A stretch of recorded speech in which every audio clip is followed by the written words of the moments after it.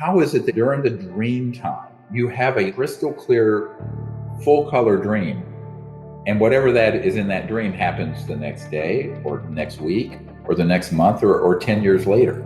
How does that happen? Think about it. A thing that is experienced by almost every human at some point in their life, that's a sort of a signpost that says, you're not only what you think you are. All I'm going to do is help you remember who you really are and give you some techniques that facilitate the sharpening of that ability. You can begin to practice that on a nightly basis, and as you do it, you will be stunned at how accurate you will become in getting that information. Ritambara Pragya, the level where all things can be known. Everything can be known, past, present, future. What you have just heard, I would say a handful of people on Earth know, even in classified projects. It's highly compartmented.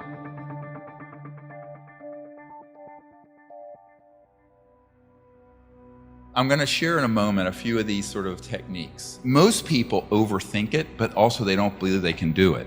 And that's the beginning of programming yourself for failure. So what we want to do is hit the reset button, reprogram ourselves for success and for being able to do it. And all I'm going to do is help you remember who you really are and give you some techniques that facilitate the sharpening of that ability. That's really all I can do. The rest you're doing yourself. But this one I'm sharing right now is key to understanding the psychological and even physical dynamics of consciousness and non-locality and how it can be manifested.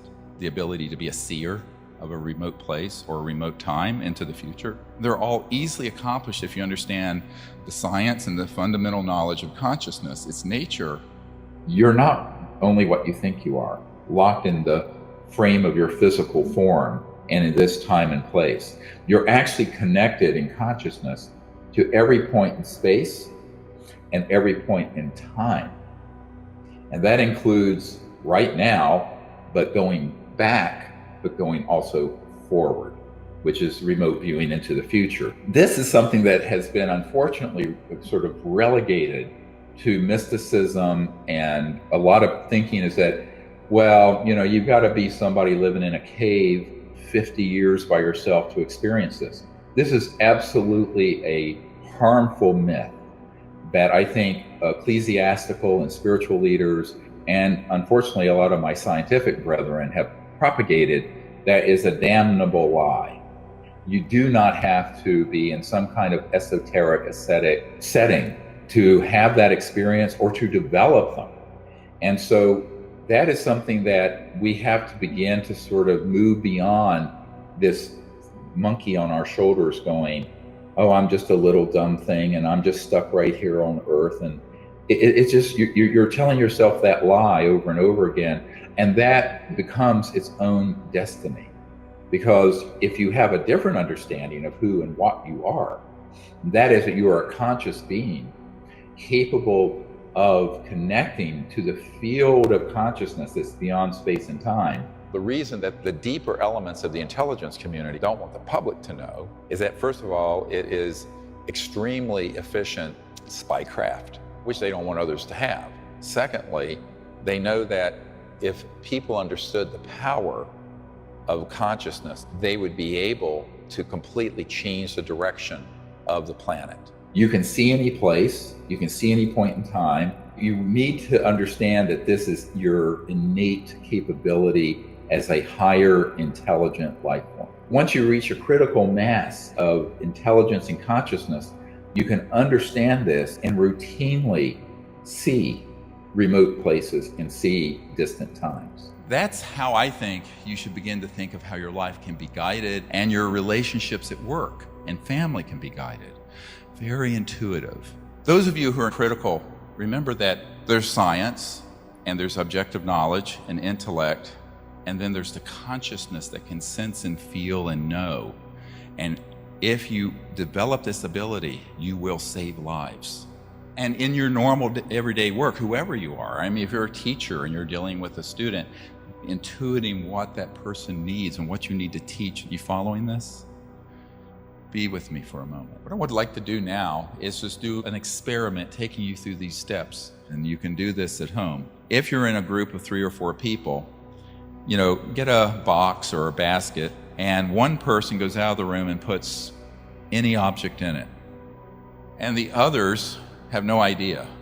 Now, here are the steps to it. Step 1, if you're going to not just do it on the fly instantly, you go into this quiet state of meditation and forget about targeting what you're remote viewing. Just stick with the process of experiencing the awake mind and do the meditation technique using either the breathing technique or the mantra or both, or whatever fires your rocket. And when you're in a deep, quiet state, instead of guessing what is in the box, just let your mind rest on it and ask to know what it is. You might see it, you might get the word for it, you may get an aspect of it. The key thing is to not intellectualize it or start just guessing like some kind of parlor trick or kindergarten game. And that's what most people do. So you have to kind of be brutally honest with yourself. Am I sensing this, or I'm just guessing? Now, initially, you may not know. Your mind may start pulling in all sorts of things. The other thing to understand is that what the mind does, here's the trick, and this is the real art and science of this. When you begin to sense something, you will begin to get something that is an accurate, objectively true remote view data point. And then the mind will start doing the monkey mind thing and leapfrog ahead of the process of just sensing and knowing what it is and filling in the blanks from your memory store. How do you distinguish and discern the difference? Practice. Because the more you practice it, the more you're going to realize when you're doing that and when you're not. And I will say this, if you do this often enough, this technique I just described with a box or something else where you don't know what it is, you'll begin to know what it feels like in your heart, in your gut, when it's an accurate perception. And you'll know what it feels like when it was just something that your mind began to confabulate and make up. Dream time. I mentioned this before you went to bed. You're asleep, but as you're going to sleep, get a journal, keep something by your bedside, and begin to affirm to yourself that you can have lucid dreaming, be awake within the dream, and you can travel to places and know things in that state. You can begin to practice that on a nightly basis, and as you do it, it'll begin to go up and up and up in accuracy. I have found that if you're in a very deep, relaxed state, or even taking a nap, but you just gently intend as you're going in and out of the dream state or sleep state or in and out of the quiet meditative state to know something. It's an intending. And then just relax and let it flow into you and get yourself out of the way. So get your intellect and ego out of the way. It'll pop in like that. The other is when you're going to sleep, or mostly when you're waking up. You're coming out of sleep into the waking state, but you're kind of in that drowsy, half awake, half asleep state, but you're rested.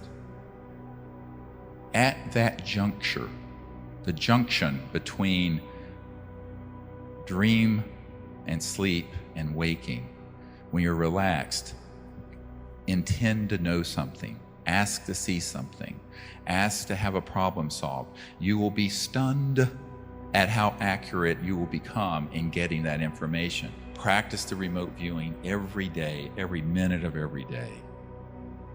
Be in a mindful state.